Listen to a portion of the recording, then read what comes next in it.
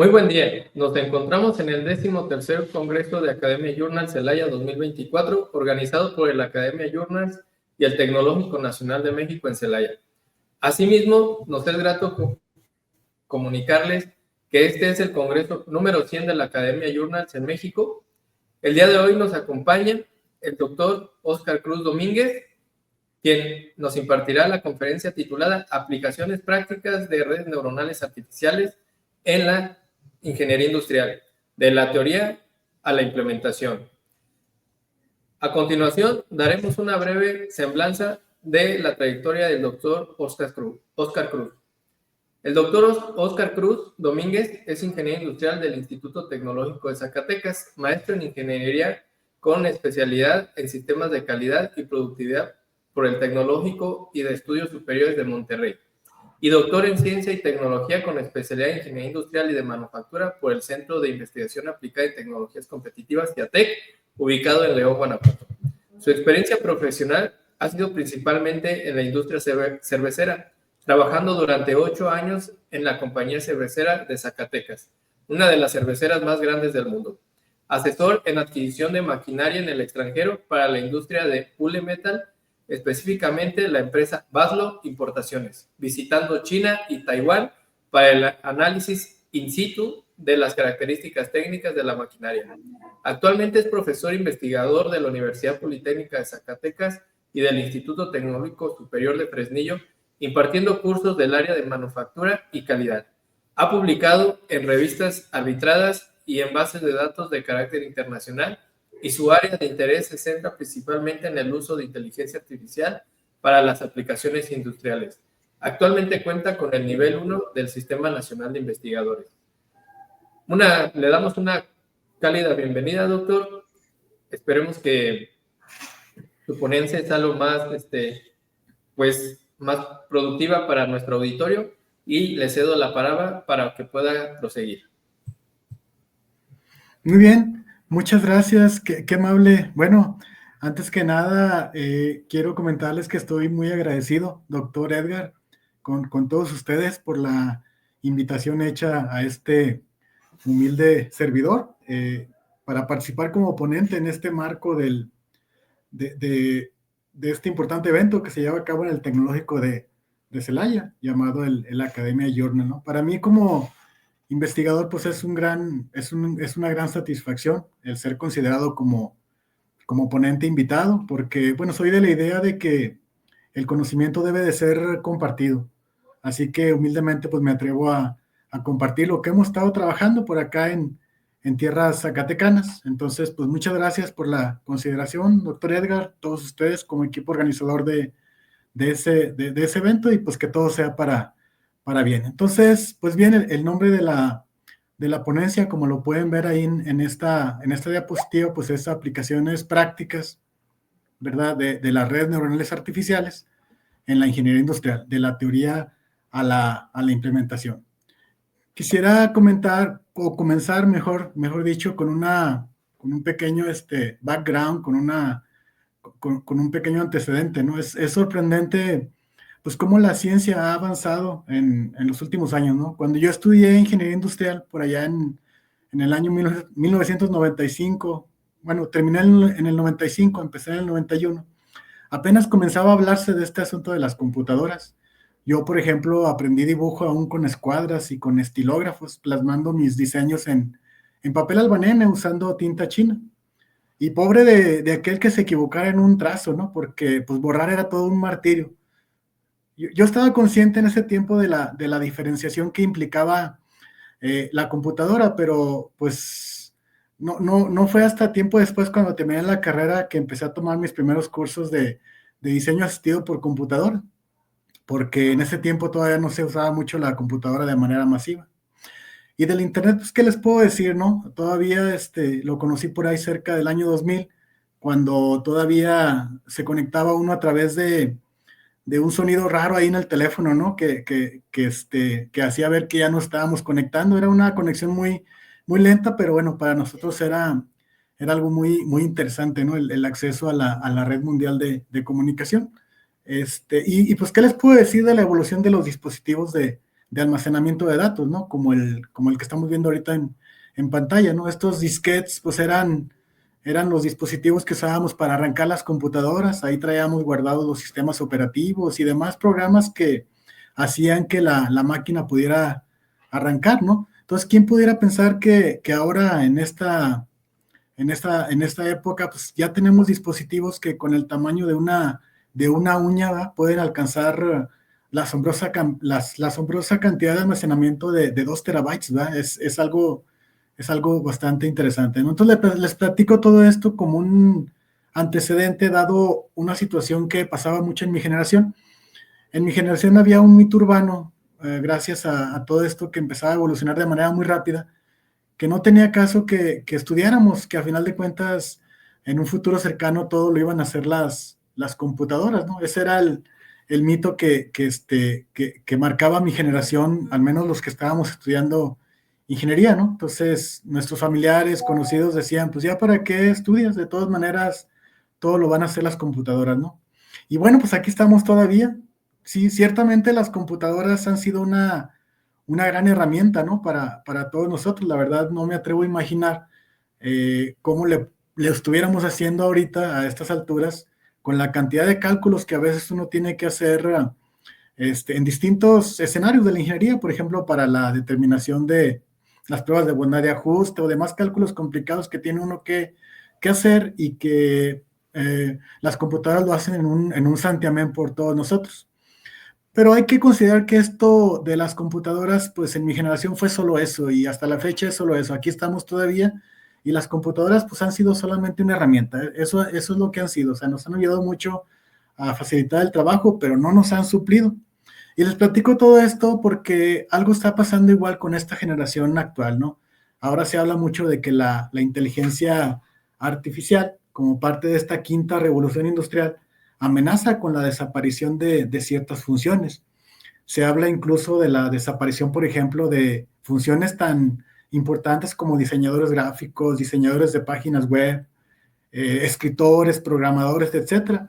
Podría ser que sí, pero esto yo lo veo más como una oportunidad de evolución, ¿verdad? De dejar atrás viejas y obsoletas prácticas que nos impiden avanzar.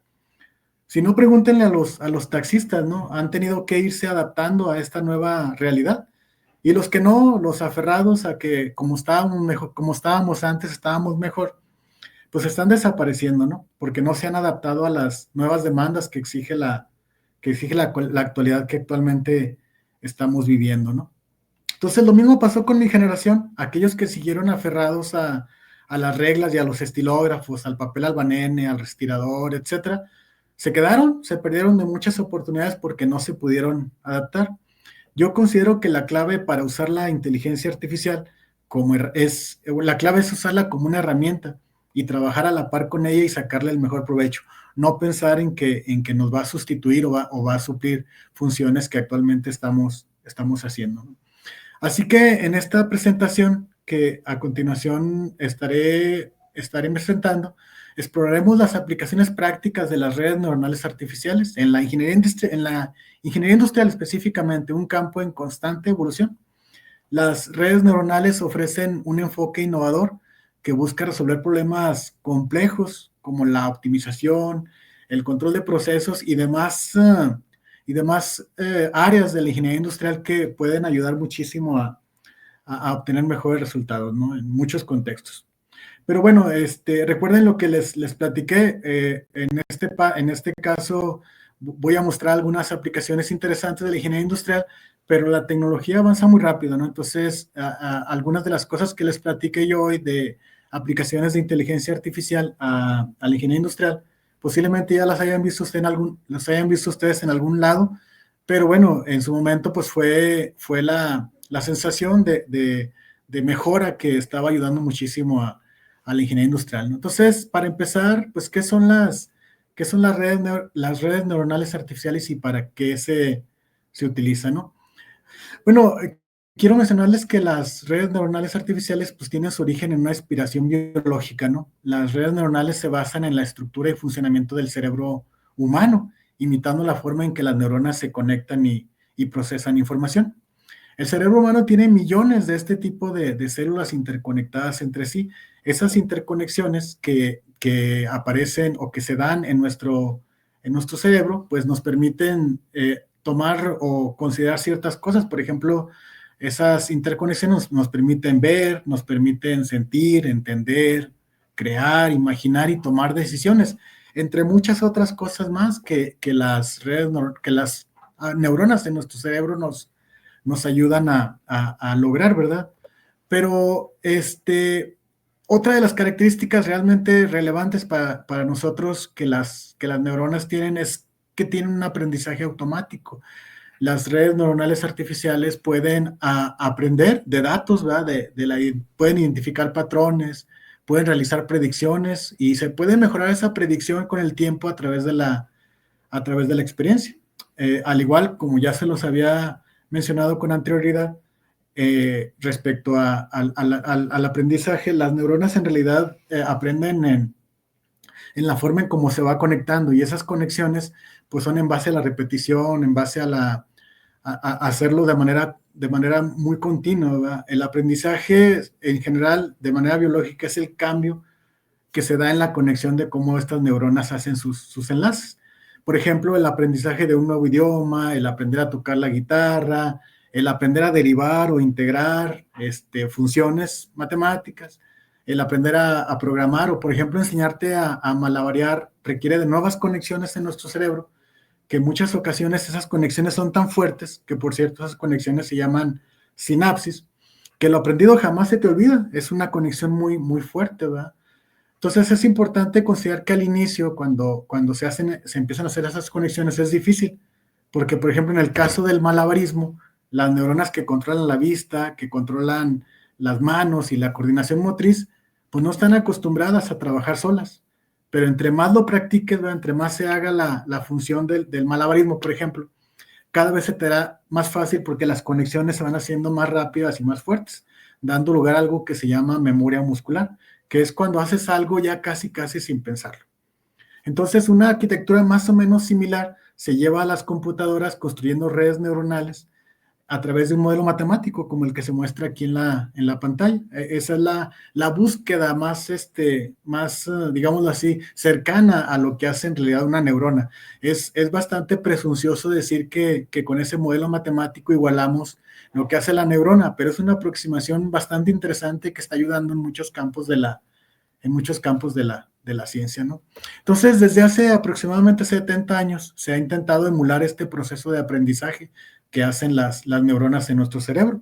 Primero, pues se buscó hacerlo con circuitos electrónicos, ¿verdad? Como los que se muestra aquí en la pantalla, y después se empezó a experimentar con estructuras computacionales. La encomienda siempre fue la misma: ¿cómo podemos simular un proceso tan complejo, ¿verdad? De aprendizaje, pero a la vez tan simple, ¿verdad? Entonces, una de las primeras investigaciones relacionadas con este tema fue el tratar de emular la manera en cómo en cómo el cerebro hace esas conexiones para la toma de decisiones, similar a como lo hace un humano, ¿no? Entonces, en las diapositivas que voy a mencionar a continuación, vamos a ver ese proceso tan sencillo y cómo poderlo, digámoslo así, graficar o tratar de emularlo de una forma matemática, ¿no? Entonces, normalmente antes de decidir algo, se toman varios factores en cuenta. Por ejemplo, pues lo que conoces, tus creencias, tu experiencia, sucesos anteriores, etcétera. Se toma todo esto en cuenta para tratar de evaluar una situación y tomar una decisión. Esto no es fácil, al parecer parece muy sencillo, pero no lo es. Entiendan, por ejemplo, a sus padres, ¿verdad? Los que tengan a sus padres y a la hora de quererles otorgar un permiso para salir, pues los padres toman toman muchas variables en cuenta. Por ejemplo, la persona con la que vas, el lugar, la hora, etcétera. Entonces, ese proceso de decisión a veces arroja un no, ¿verdad? O arroja un sí, dependiendo de las combinaciones de todas esas variables de decisión. Entonces, vamos a poner un ejemplo. Pensemos que vas a salir de viaje, entonces tomas en cuenta 3 variables de decisión. Si tienes dinero suficiente, si tu pareja quiere ir y si el lugar tiene un clima agradable o no.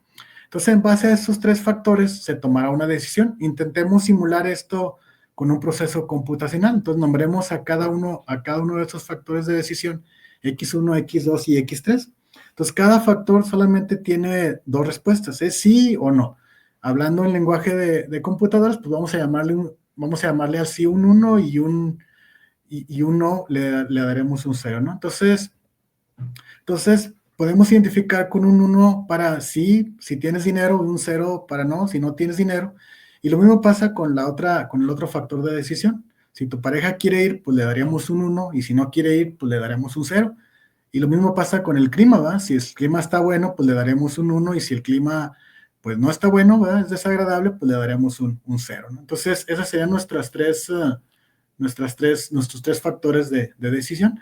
Ahora, agreguemos esos tres factores de decisión a un pequeño círculo, ¿verdad? Este círculo debe tomar esos tres factores como entradas y por medio de una operación o una función responder a nuestra pregunta, si iremos de viaje o no.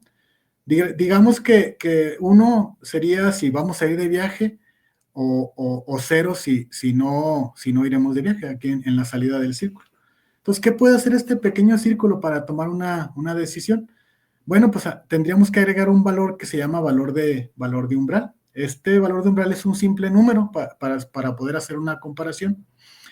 Entonces, ahora lo que hará el círculo será decidir si la suma de los tres factores de entrada es mayor al umbral, entonces la salida del círculo será 1, pero si no se cumple si no es mayor que el umbral, entonces será 0 y no iremos de viaje, ¿verdad? Entonces, si establecemos, por ejemplo, un valor de umbral, ¿verdad? de 1, ¿verdad? Y vamos a suponer que la combinación es que sí tengo dinero, pero que mi pareja no quiere ir, pero el clima es agradable, entonces tendríamos una sumatoria de las variables de entrada, ¿verdad? De 2, ¿verdad? Y si el umbral es un valor de 1, entonces se cumple la condicionante, entonces 2 es mayor que 1, por lo tanto sí iremos de viaje. ¿Se fijan? Son las combinaciones que se van dando ahí en esa parte. Sí, otro caso, por ejemplo, vamos a suponer que no tengo dinero, ¿verdad? No hay dinero, pero mi pareja sí quiere ir y el clima es agradable, entonces igual la sumatoria de los factores de entrada es 2, mayor que 1, por lo tanto sí iríamos de viaje, ¿verdad? El dinero, a lo mejor en esa parte tú puedes endeudarte o puedes hacer algún tipo de movimiento para poderte ir de viaje, a lo mejor de ride o qué sé yo, ¿verdad?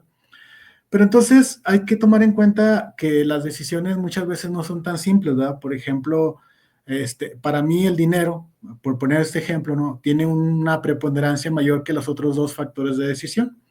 Entonces, para ser honestos, esto es más acercado a lo que pasa en la realidad. Entonces, a la importancia que se le da a un factor de decisión sobre los otros se le conoce como peso, ¿verdad? Entonces, vamos a suponer que al dinero le doy un peso de 2, ¿verdad? Un peso de 2. Y a los otros dos factores de decisión, pues los considero como un 1 y como un 1. Entonces, si se diera la combinación de que sí tengo dinero y que de mi pareja quiere ir, pues entonces el peso del primer factor de decisión sería 2 multiplicado por 1, pues me da 2, ¿verdad? Y lo de que mi pareja quiere ir es un 1, entonces 1 por 1 me da un 1, entonces la suma de estos dos sería 3. Y si le doy un valor de umbral de 2, pues entonces 3 es mayor que 2 y por lo tanto sí voy de viaje, ¿va? Entonces, pero supongamos otro caso, ¿va? Que no tengo dinero como la otra vez, ¿verdad? Y que mi pareja sí quiere ir y que el clima agradable también está bien.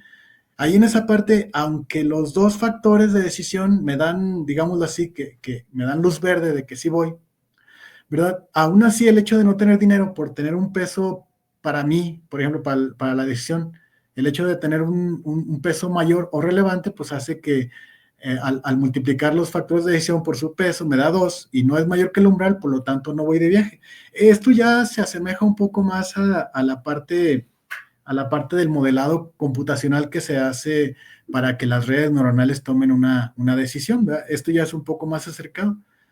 Entonces a esa arquitectura de factores de entrada con ciertos pesos y que esos pesos se midan contra un umbral y si se cumple o no esa combinación, se da cierta decisión, se le conoce mucho en el mundo de la inteligencia artificial como un perceptrón. Es una de las redes o en este caso, vamos a llamarle así, del modelo más acercado a lo que hace una neurona biológica.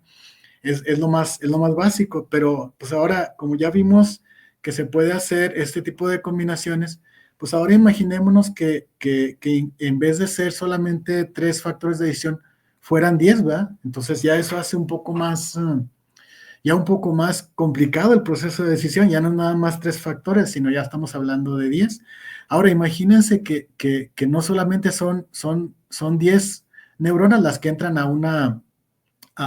un círculo, sino ahora imagínense que son 10 neuronas antes las que alimentan a estos 10 círculos, y esas 10 neuronas todavía tienen 10 entradas antes. Entonces toda esta combinación de entradas de neuronas hacia otras neuronas son los que se conocen comúnmente en la literatura como un perceptrón multicapas. Y ese perceptrón multicapas ya es algo que se puede considerar como tal una red neuronal, porque ya estamos hablando de una red de conexiones entre neuronas, y esto hace que los procesos de decisión pues sean mucho más complicados, pero también mucho más acertados, ¿no? Porque una primera capa de neuronas se puede enfocar en un solo concepto. Por ejemplo, no sé, a lo mejor evaluar la presencia o no de ciertos factores, ¿verdad?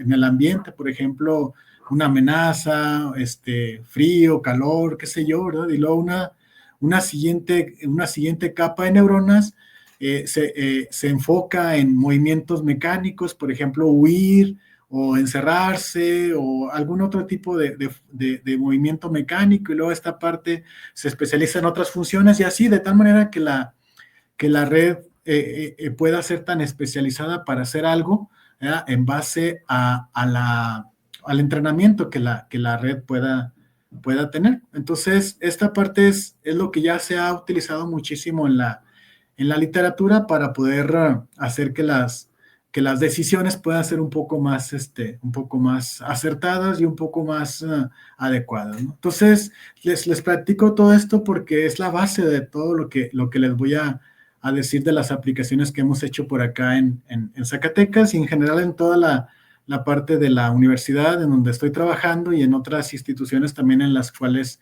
he tenido la fortuna de colaborar. Bueno, entonces, una de las cosas en las que más se ha trabajado también en este asunto de las redes neuronales son los errores, ¿verdad? Entonces, muchas veces, imagínense ustedes, cuando son demasiadas neuronas y se tiene que pasar información entre una capa y otra, muchas veces se da un error, ¿verdad? Que se llama el error de transmisión. Es como lo que se conoce como el efecto mariposa. Es decir, resulta que, por ejemplo, para tomar la decisión de robar un banco, evidentemente, bueno, la idea es que el resultado sea cero, no robar un banco, pero igual las variables de entrada, como van teniendo ciertos valores en base a la salida deseada, 1 y 0, resulta que se van dando errores de transmisión entre las capas.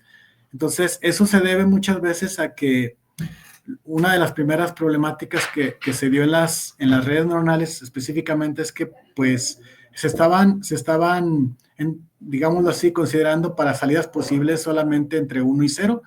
Entonces esas salidas entre 1 y 0, que por cierto es una de las funciones de transferencia más comunes, que se llaman funciones escalón, de 0 a 1, pues hacía que de todos modos, sin importar la complejidad de la red neuronal, siempre había o siempre se consideraba como una red lineal, ¿verdad? Entonces, eso dio lugar o ha dado lugar muchísimo a poder buscar otras funciones distintas de transferir los datos entre una capa y otra que no sean necesariamente lineales, porque pues, las funciones lineales son muy sencillas de entender. Por ejemplo, la función hard-lim solamente permite ceros y unos, ¿verdad? Pero hay otra función que se llama pure-lim, ¿verdad? Que esas permiten funciones de transferencia entre -1 y 1, pero igual siguen siendo funciones lineales, ¿verdad? Entonces una de las cosas que más se ha trabajado en la literatura, pues es tratar de hacer que una red neuronal, ¿verdad? Como modelo, no solamente se enfoque a las separaciones lineales, porque pues en la naturaleza se pueden encontrar muchas maneras de hacer separaciones lineales, como las que se ven aquí en la pantalla, pero hay muchísimos casos en donde no se puede usar una separación lineal, como por ejemplo esta que se muestra en pantalla, en donde ya es una situación mucho más complicada, ¿verdad? Y al tratar de hacer separaciones lineales, pues pasa lo que se ve en la imagen de la izquierda, ¿verdad? Tenemos muchísimos errores, ¿verdad? De separación que no fueron correctos, y por eso implica que una red neural como modelo de aprendizaje pudiera hacer separaciones como la que aparece del lado derecho, pero esa separación del lado derecho implicaría que la red aprendiera no solo valores entre 0 y 1, sino que pudiera ser valores intermedios. Entonces, para eso, pues se ha trabajado muchísimo, y bueno, ya actualmente hay redes neuronales cuya función de transferencia entre capas ya no son lineales. Por ejemplo, tenemos las funciones log-sig, ¿verdad? Que es la logística sigmoidea, ¿verdad? Que esa ya te da posibles valores, pero ya no solamente entre 0 y 1, sino decimales, ¿verdad? Entre 0 y 1, que eso hace ya que esos errores ya no se puedan pasar entre una capa y otra, porque ya implica una mayor exactitud, o otras funciones como la tangente sigmoidea, ¿verdad?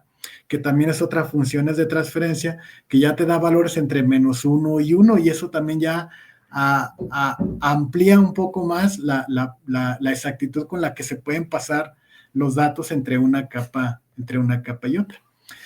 Otra de las problemáticas también que en un principio se dio muchísimo con las redes neuronales, específicamente con los perceptrones multicapas y demás, es que imagínense ustedes, si ahorita en un ejemplo tan sencillo como el de tomar una decisión, pues habría que asignar los pesos y habría que asignar las variables de entrada. Entonces imagínense en una red neuronal con muchísimas neuronas y muchísimas conexiones, pues eso haría que la asignación de los valores de los pesos, pues, sinápticos para pasar una información entre una capa y otra, pues se asemejara a una consola como la que se ve en la pantalla, una consola con muchísimos botones a los cuales tendríamos que asignarles un valor.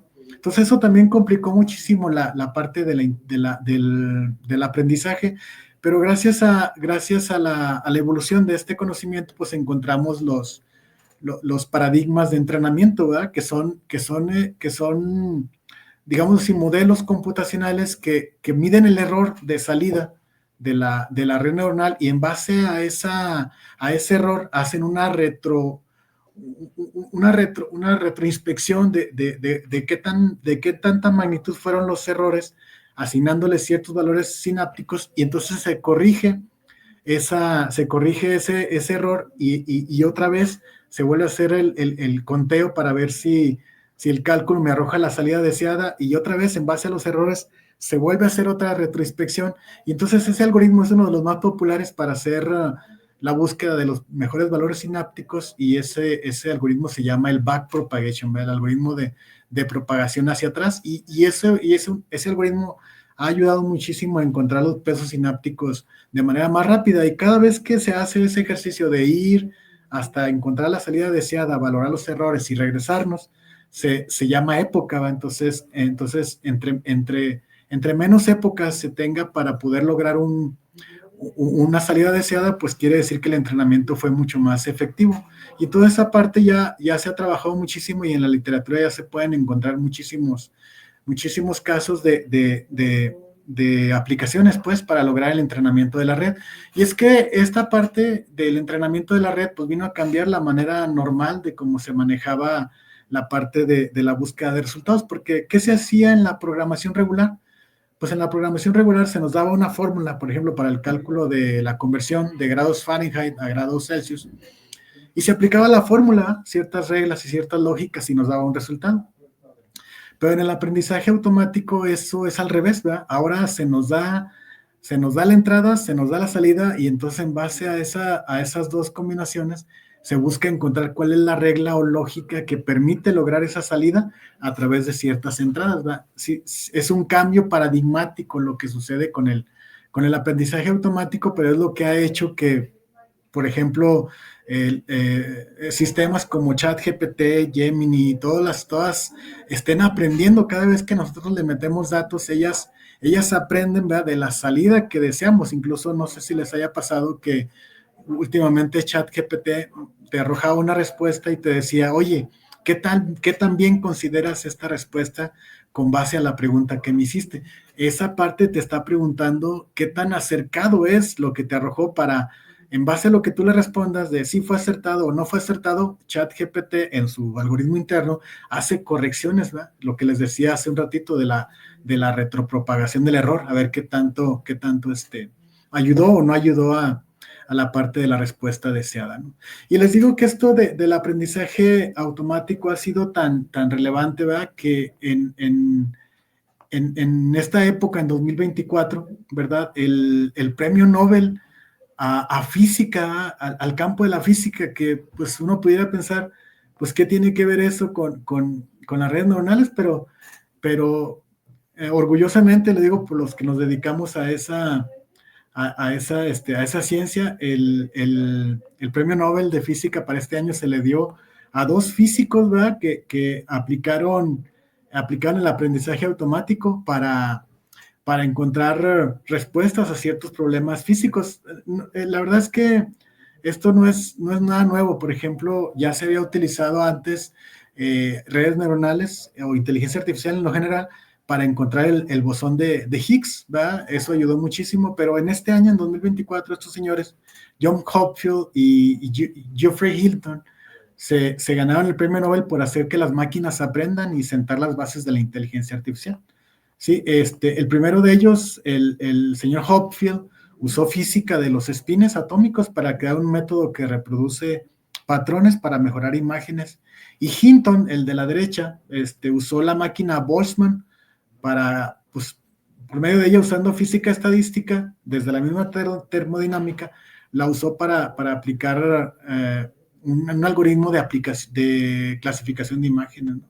La verdad es que pues estamos de fiesta los que nos dedicamos a este asunto del aprendizaje automático a través de inteligencia artificial, porque el premio Nobel pues representa el campo más avanzado de la ciencia en este momento, y que lo hayan ganado estas dos personas con algo con mucho de lo de inteligencia artificial, pues habla de la vanguardia que actualmente se tiene en este campo por parte de esta rama, ¿verdad? Del aprendizaje, ¿no? Entonces, en general, ya para entrar en materia así de manera muy concreta, lo que hemos trabajado nosotros en redes neuronales, principalmente quiero mencionarles que así en la literatura se menciona 4 cosas que las redes neuronales en general, como parte de la inteligencia artificial, han ayudado muchísimo a la ciencia. Nos han ayudado mucho a la clasificación, nos han ayudado muchísimo a la predicción, a la filtración y al control. Eso es principalmente lo que yo he visto en la literatura, que las redes neuronales nos han ayudado muchísimo, ¿no? Entonces, aquí en Zacatecas, varias aplicaciones nos han ayudado muchísimo para sacar un provecho que antes hubiera sido más complicado, o hubiera sido bastante complejo lograr. Miren, por ejemplo, una de las aplicaciones que a mí en lo personal me llenó de mucha satisfacción fue la mejora en logística en una empresa aquí en la región que se llama Refaxim. Esa empresa, que tiene más de 50,000 números de parte, tenía un gran problema en su área de servicio al cliente, porque el tiempo de espera en lo que se buscaba la refacción, como eran 50,000 números de partes distintos, implicaba mucho tiempo de estar buscando dónde se tenía lo que estaba pedido por el cliente. Entonces nosotros, pues ahora sí que contactados por la gerencia, hicimos un estudio, ¿verdad? Y encontramos que dentro de la logística había ciertos patrones, ¿verdad? Había ciertos patrones de compra. Encontramos que había gente que iba por ciertos combos. Encontramos que había ciertas familias de partes dentro de la parte del almacén, que debían de estar juntas porque así las compraba el cliente. Y entonces empezamos a hacer un estudio sobre cómo están ubicadas y cómo los clientes llegan y las piden. Y entonces hicimos una red neuronal, ¿verdad? Para entrenar, digámoslo así, la manera en cómo se hacían las compras. Encontramos que los clientes se clasificaban como clientes que venían por un producto o por multiproducto, gente que venía por un inventario, perdón, por un intervalo de ventas, o sea, que a veces compraba poco, a veces compraba mucho, ¿verdad? Que dependía mucho de la ruta de surtido del propio almacén para hacer más lento o más corto el tiempo.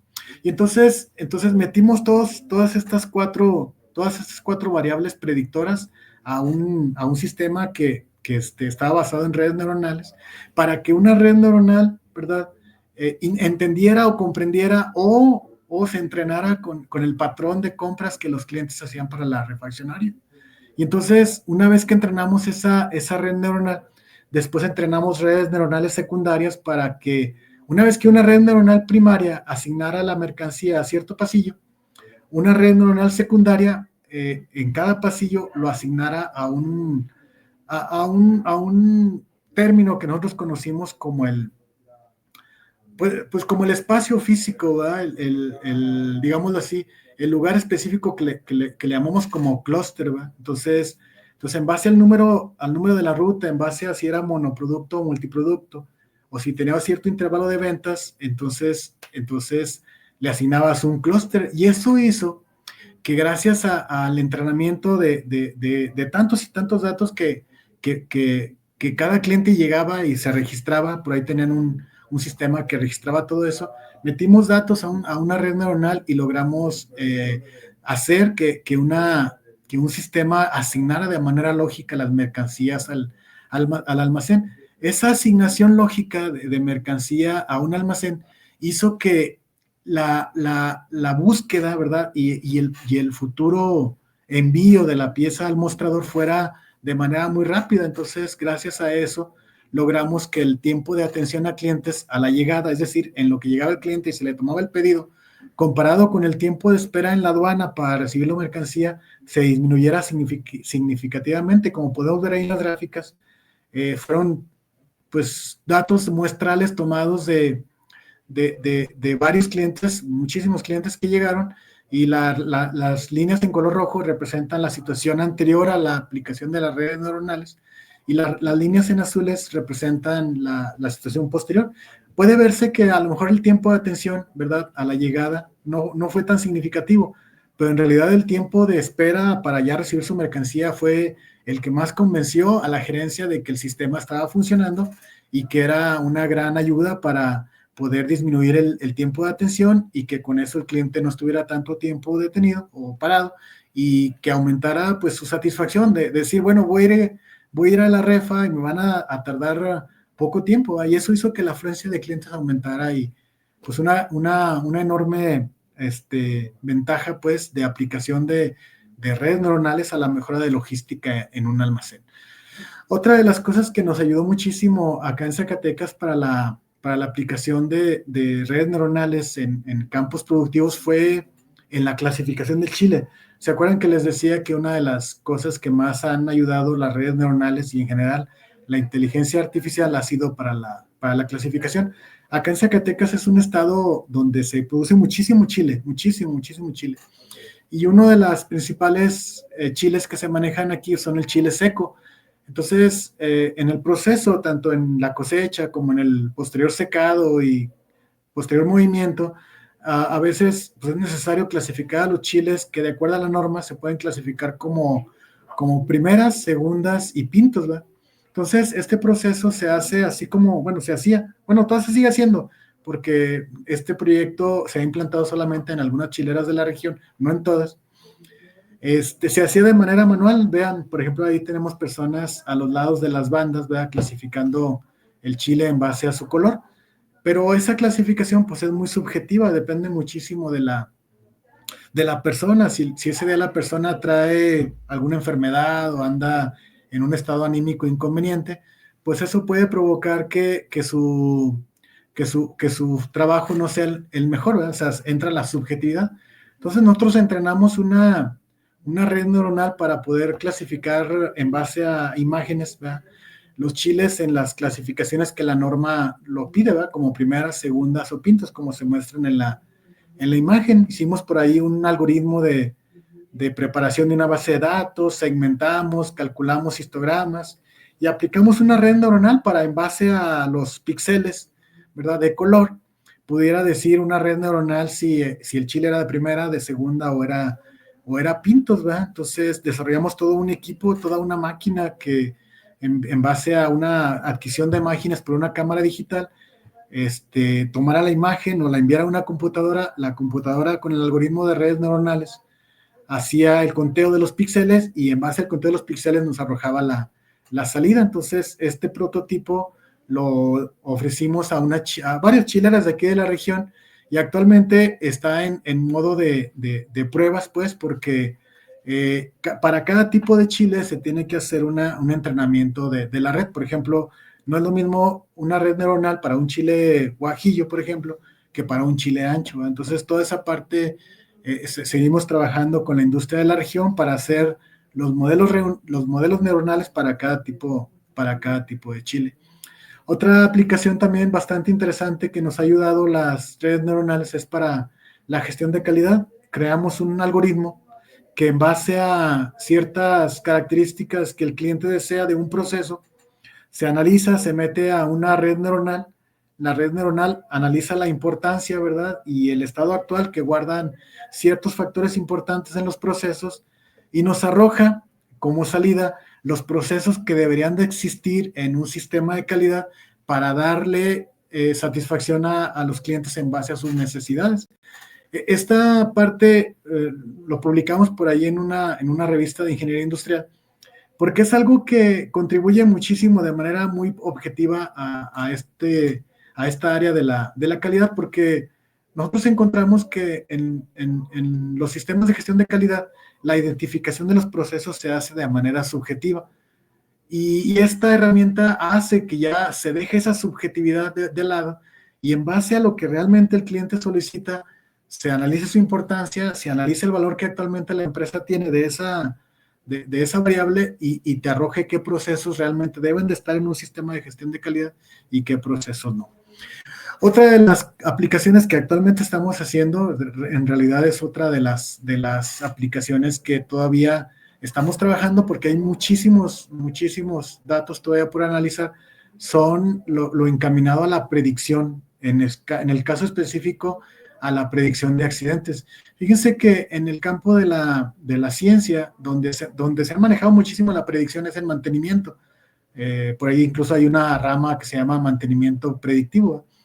Pero en seguridad industrial ha estado un poco olvidada. Entonces nosotros estamos proponiendo que además de todo lo que ya se hace de manera cotidiana, por ejemplo, campañas, simulacros, certificaciones, ¿verdad? En normas como la ISO 45000 y demás, aparte de eso, se empiece a trabajar ya con la parte de la predicción. Miren, nosotros hemos estado analizando bastantes datos para poder ver si podemos predecir un accidente y nos hemos encontrado con muchos casos, ¿no? Por ejemplo, hemos encontrado que hay varios tipos de accidentes, no todos los accidentes son iguales, hay accidentes como accidentes fatales, ¿verdad?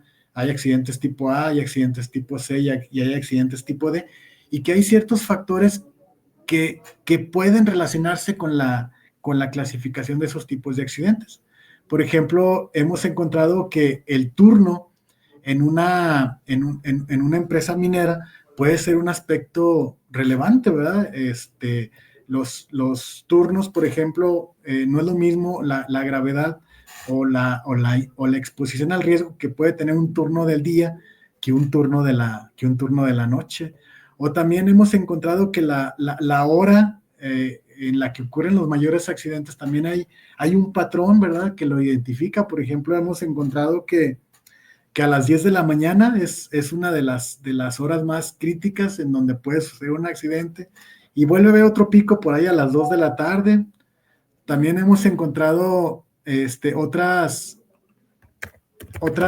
variables importantes, ¿verdad? Que pueden ayudarnos a identificar patrones dentro de una mina. Por ejemplo, el mes también hemos encontrado que de acuerdo a la Asociación Chilena de Seguridad, hay un patrón que se repite para accidentes. Por ejemplo, en marzo, ¿verdad? En marzo podemos ver que hay picos, ¿verdad? Hay picos de accidentabilidad.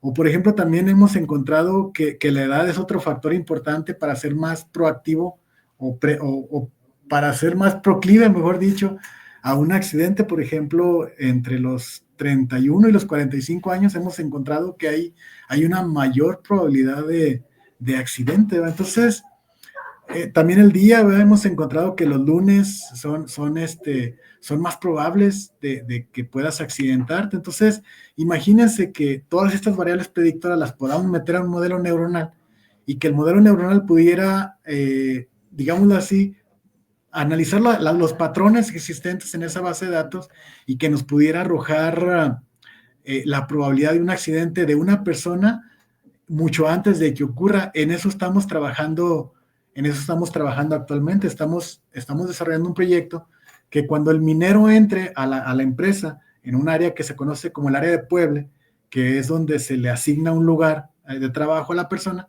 sin que el trabajador lo sepa, porque es importante que no lo sepa para que no se predisponga, sin que lo sepa, en su gafete traiga un código de barras que automáticamente por un escáner se grabe o se lea esas variables predictoras, y que en el área de seguridad, por medio de algún tipo de transferencia de datos, le pueda llegar al área de seguridad un listado, ¿verdad? De los que poblaron ese día, y que puede identificar mediante un modelo neuronal cuáles son los casos que vamos a llamar los casos rojos.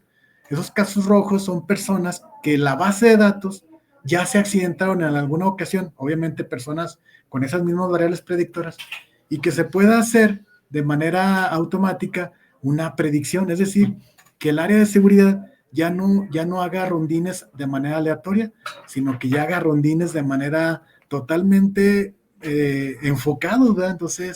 Entonces van al área en donde se encontró ese caso rojo y revisan las condiciones del área, revisan si trae su EPP, revisan todo para evitar para evitar que el accidente ocurra, ¿no? Entonces esto está llegando ya a que una red neuronal incluso pueda predecir un accidente, es decir, antes de que ocurra, con los beneficios que eso traería, ¿verdad? Por ejemplo, la parte de la disminución de la prima de riesgo para las empresas, y obviamente pues la disminución del efecto social que ocurre en un accidente, ¿no?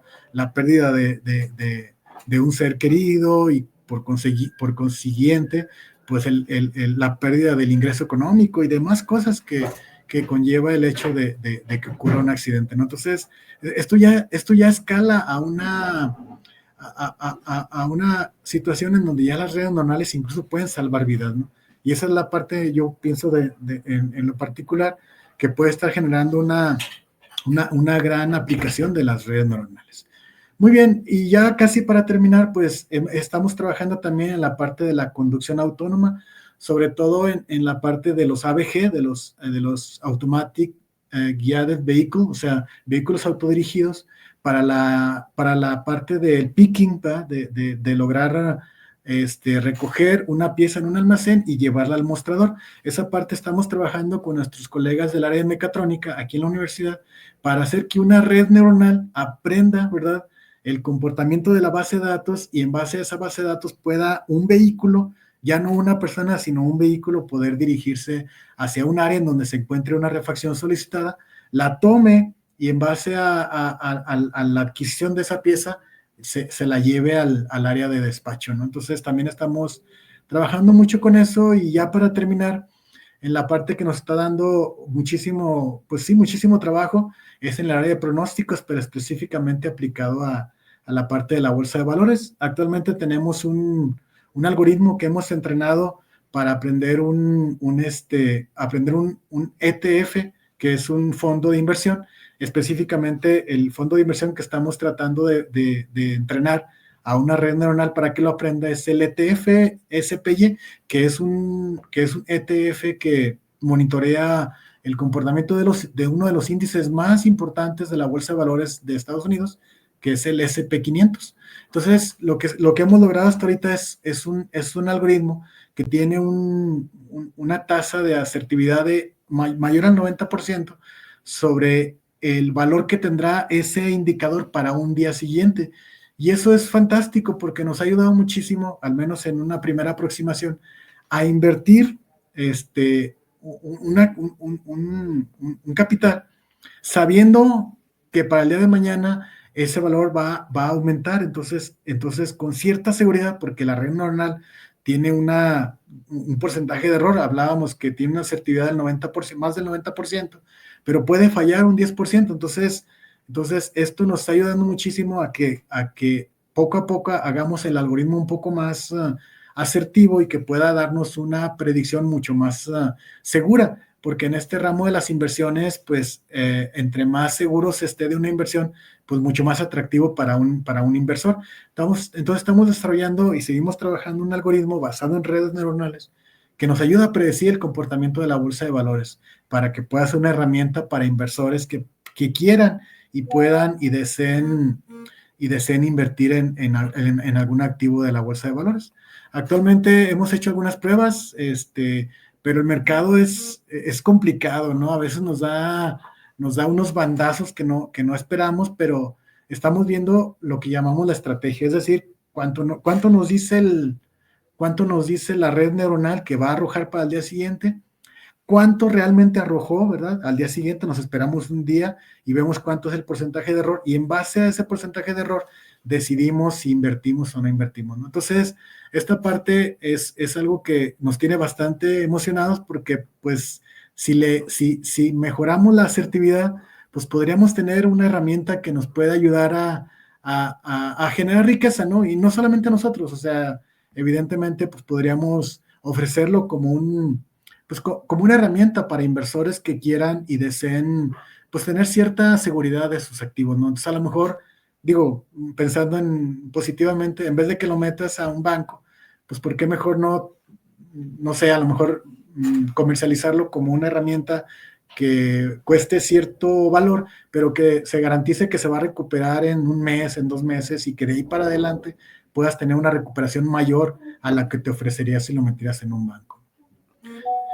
Y bueno, ahí pueden ver el comportamiento de lo que es la predicción. La predicción se ve por ahí en la línea central, que se ve ahí en la pantalla. La línea central es una media ponderada, y la parte en azul y naranja que se ve ahí son los valores reales y los valores predecidos por la red neuronal. Como pueden ver, pues está muy aproximado, en realidad está muy aproximado. Estamos muy emocionados porque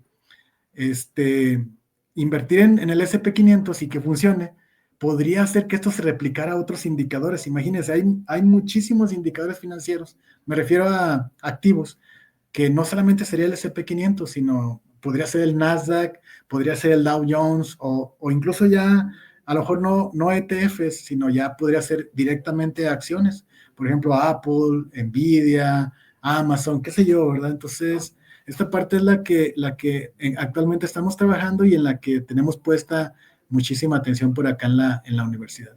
Entonces, ya para concluir, las redes neuronales son una herramienta muy poderosa para la ingeniería industrial. Como vieron, son varias aplicaciones en distintas áreas de la ingeniería. Encontramos que puede mejorar esta aplicación de las redes neuronales como parte de la inteligencia artificial.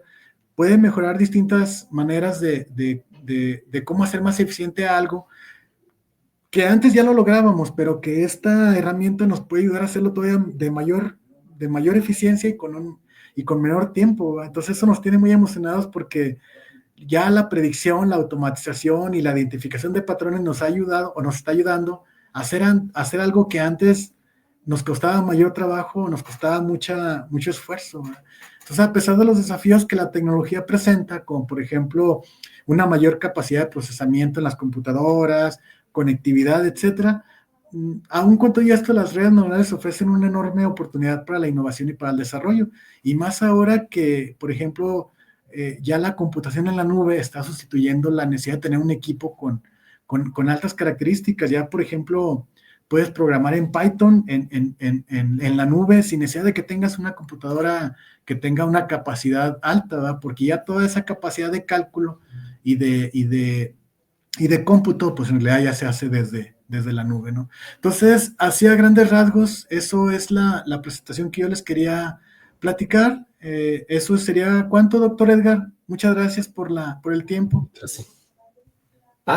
Muchas gracias, doctor. Siempre es Gracias. un placer escucharlo, y Bueno, gracias por su presentación. Ha Gracias. sido muy interesante y sumamente productiva. Yo considero que usted es uno de los, pues, de los exponentes que llevan a cabo precisamente la implementación de la inteligencia artificial en los sistemas productivos y precisamente pues que pues enhorabuena que aceptó nuestra invitación para poder nosotros mostrar todos sus trabajos a nuestro auditorio.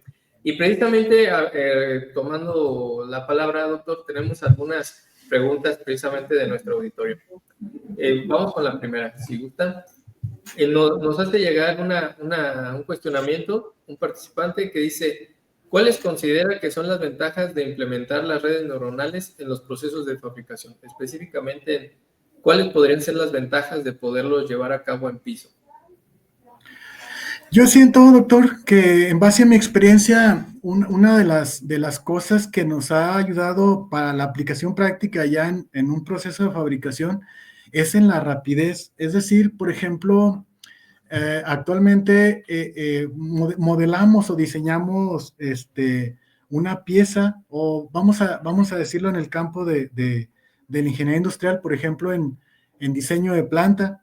Entonces, para hacer el bosquejo de un diseño de planta de una empresa nueva, por decirlo de cierta manera, pues veíamos en la literatura, ¿no? Lo que lo que dicen algunos autores sobre la lógica, sobre la mejora del flujo, etcétera. Sí. Pero ya cargando distancias, cargando funciones de las máquinas a un sistema de inteligencia artificial, nos puede arrojar distintas propuestas que para el diseñador ya solamente basta ponerlas a prueba, ¿sí me explico? Ya no crearlas, sino simplemente de las propuestas que te arroje el sistema neuronal o el sistema de algoritmos genéticos o lo que utilices o lo que tengas a la mano, ya solamente sería ponerlas a prueba, ya no tanto crearlas, ¿verdad? Y eso hace, doctor, o la persona que preguntó, eso hace que el proceso sea mucho más eficiente, logrando tener resultados mucho más pronto, mucho más rápido, que lo que se tendría en un proceso tradicional de tener que crear los escenarios y luego tener que ponerlos a prueba y luego desechar los que sí, desechar los que no.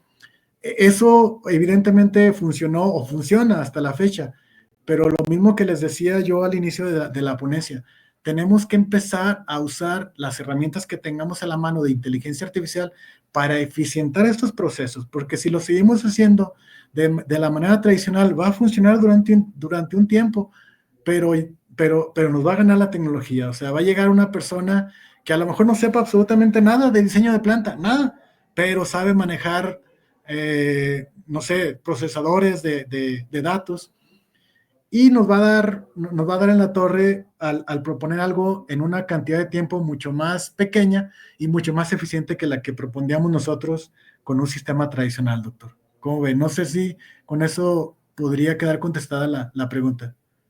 Claro que sí, doctor. Yo creo que fue muy claro en el momento en el que se utilizan dichas herramientas para poder llegar a la toma de decisiones que pudieran lograr ventajas, ¿verdad?, competitivas Así es, así para es. la organización a la cual pues estaría trabajando la persona que esté empleando la herramienta, y coincido mucho con usted.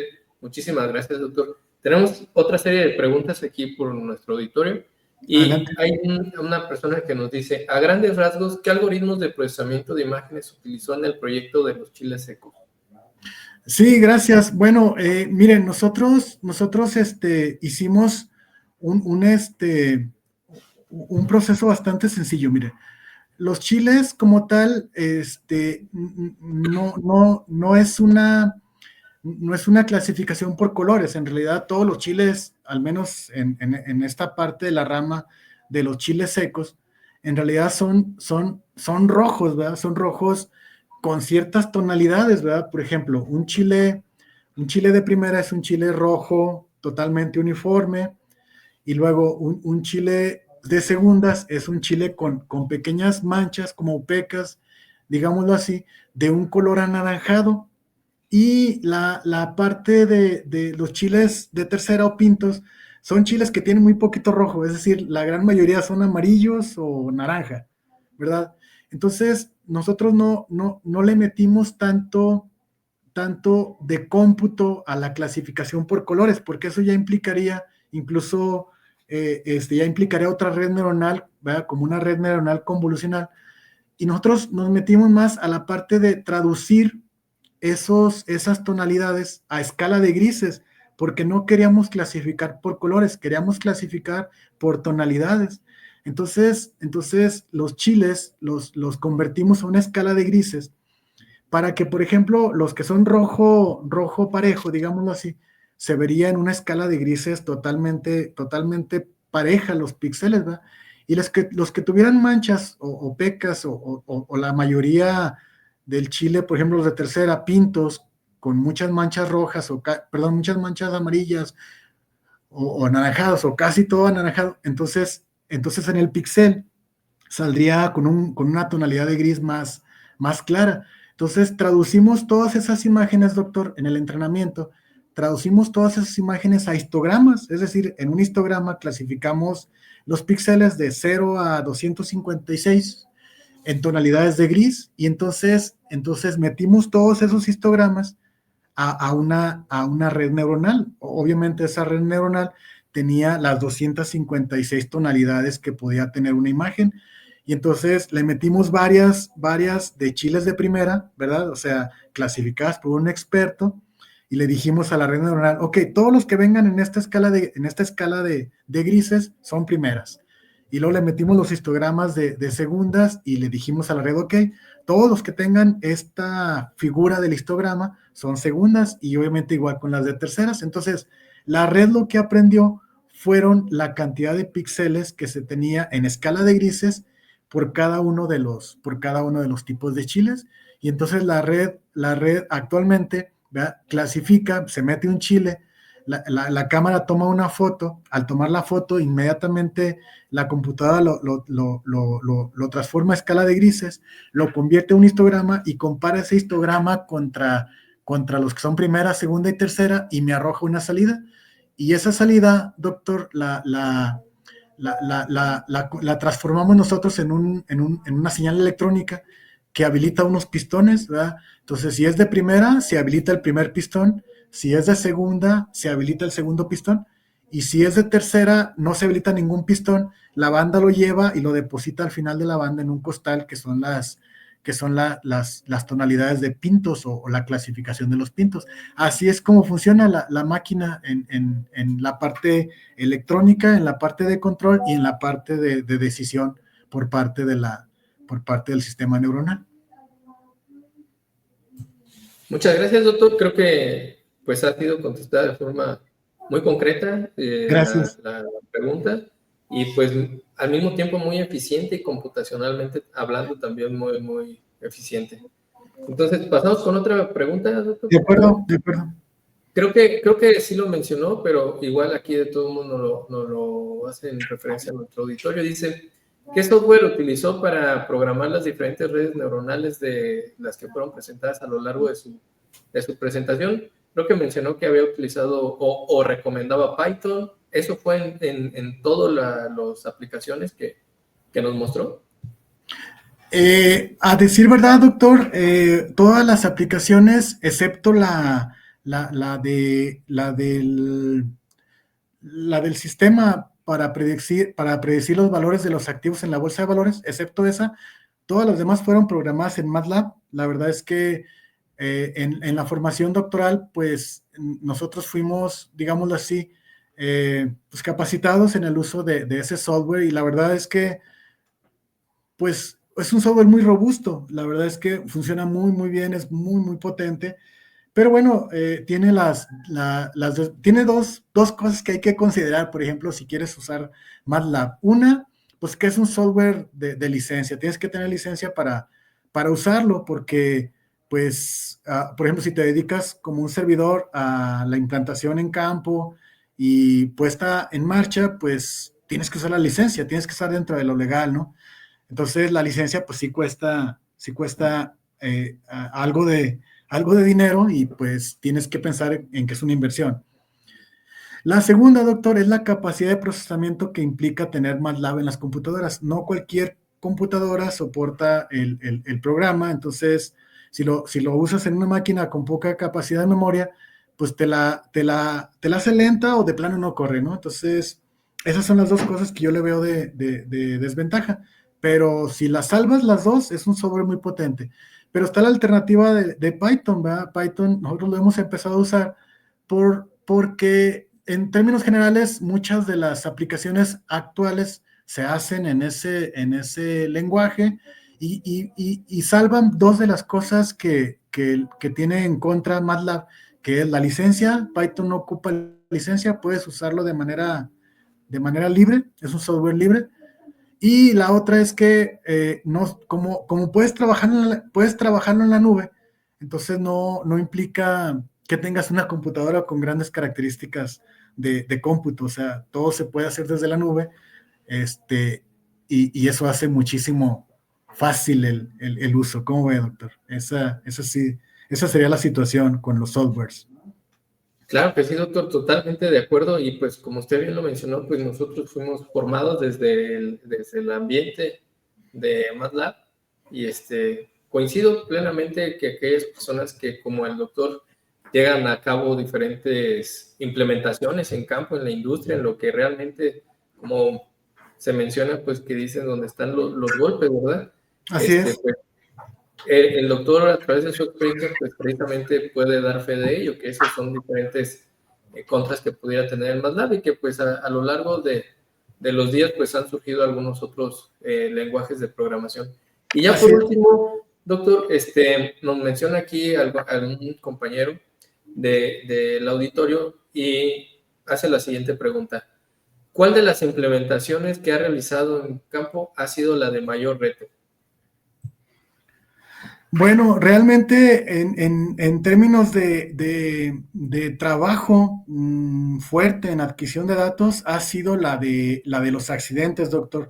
Lo que pasa es que esa información es información muy confidencial. Las empresas como tal no sueltan muy bien esa información porque pues es muy sensible, ¿no? Imagínese, o sea, cuántos accidentes, de qué tipo, qué han perdido las personas, etcétera. En esa parte es donde más hemos batallado. Hemos tratado de hacernos de la información, convenciéndolos de que es para un fin académico y no tiene nada que ver con una cuestión legal o una cuestión de pago de primas de riesgo, ni nada de eso. O sea, hemos tratado de ser muy enfáticos en eso. Y también, doctor, en lo que siento yo es la parte emocional, o sea, el usar una información de personas que han perdido partes de su cuerpo o personas que han muerto o personas que han sufrido un accidente, en términos de traducirlo a una base de datos y que esa base de datos pueda ser traducida a una red, que la red entienda, nos ha causado mucho trabajo porque hay que considerar que ciertas variables predictoras son difíciles de medir. Por ejemplo, el lugar de trabajo, eso nos ha causado mucho problema para traducirlo a una variable que pueda ser alimentada a una red, porque son muchísimos lugares de trabajo en donde puede suceder un accidente en una mina. Una mina es una bomba de tiempo para todos los trabajadores. Igual le puede suceder un accidente en un túnel, le puede suceder un accidente encima de una máquina, le puede suceder un accidente en superficie, manipulando un equipo. Hay una infinidad grandísima de situaciones que provocan un accidente que hemos batallado muchísimo para englobarlas en una sola y que esa consideración en un solo ente no cause ruido a la hora de entrenar la red y que nos arroje falsos positivos, o sea, que nos arroje gente o personas, perdón, que nos arroje personas que son proclives a un accidente cuando realmente no lo son. Eso es en lo que hemos estado batallando e incluso tenemos por ahí pensado, doctor, un estudio postdoctoral de un servidor para estar ahí in situ y poder estar ahí al pendiente en esa clasificación que sea de manera más adecuada para que la red la pueda entender. ¿Cómo ve, doctor? Eso ha sido el reto más grande con el que estamos trabajando.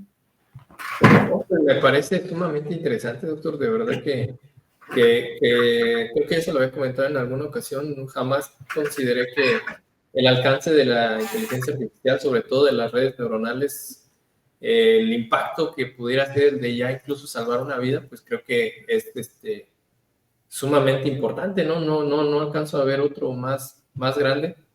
Entonces, es para que nuestro auditorio alcance a dimensionar hasta dónde puede llegar el uso, y que creo que llegó para quedarse el uso de la inteligencia artificial, ya sea en los sistemas productivos o incluso ya en el aspecto de poder llegar a salvar vidas en la parte ya que no deja de ser industrial, la parte de la industria minera. La Así verdad es es. que es sumamente interesante, doctor, de verdad, apreciamos mucho toda su capacidad, y sobre todo la experiencia que ha tenido para poder desarrollar dichos pues mecanismos, software, sistemas, y luego ya ahorita pues nuevas metodologías. No sé si guste agregar algo, doctor, un gusto tenerlo aquí, y pues no sé si guste agregar algo para hacer el cierre de su presentación. Gracias, doctor. No, pues yo creo que solamente invitarlos a estas nuevas generaciones, doctor, nuestros estudiantes de licenciatura, que se animen a explorar las capacidades que la inteligencia artificial, en general, todos los algoritmos, redes neuronales, algoritmos genéticos, lógica difusa, todas estas tecnologías se animen a explorarlas, porque yo siento, doctor, que es una mina la que tenemos actualmente. ¿En qué aspecto? En que tenemos todas las cosas que nos enseñaron durante la carrera de cómo se hace de manera tradicional, y esta mina de la que les hablo es cómo hacerlo con inteligencia artificial. O sea, porque hacerlo, descubrirlo y documentarlo, doctor, pues está ahí. O sea, nomás es cuestión de meterse y buscarle las aplicaciones que se pueden hacer con inteligencia artificial, y las mejoras que podría lograr, ¿no? Yo en esta parte lo vi desde el doctorado. Yo creo que usted también se ha de acordar, cuando llevábamos clase con el maestro Laguna, que nos enseñaba la manera de cómo resolver problemas de programación lineal. Y veíamos todo el algoritmo paso a paso, y las multiplicaciones y las matrices y todo eso. Y ahora me pongo a pensar, doctor, o sea, un estudiante de estas generaciones lo pueden aprender, pero cargándolo en un sistema en un sistema de inteligencia artificial, te lo va a resolver en un santiamén. Entonces, lo importante no es tanto que los futuros estudiantes sepan el procedimiento, o sea, sí lo es, pero que sepan que ya hay herramientas que lo pueden hacer de una manera mucho más eficiente, mucho más rápida y con mayor exactitud, doctor. Esa es la verdad. No tenerle miedo, o sea, como ingeniero saber cómo se hace, pero usar la herramienta para hacerlo más rápido, ¿no cree, doctor?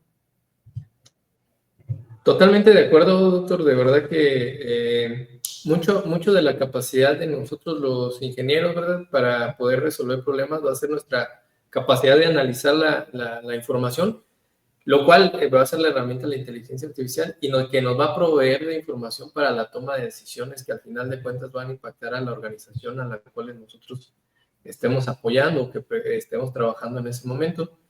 De verdad, doctor, un placer haberlo escuchado. Auditorio, aquí lo tienen, es de viva voz de personas que han llevado a cabo la implementación de sistemas inteligentes en sistemas productivos, y pues llévense los ejemplos, las palabras que nos da aquí el doctor, el mensaje de utilizar estos sistemas que van a venir a revolucionar los sistemas de producción pues actuales y los que vienen.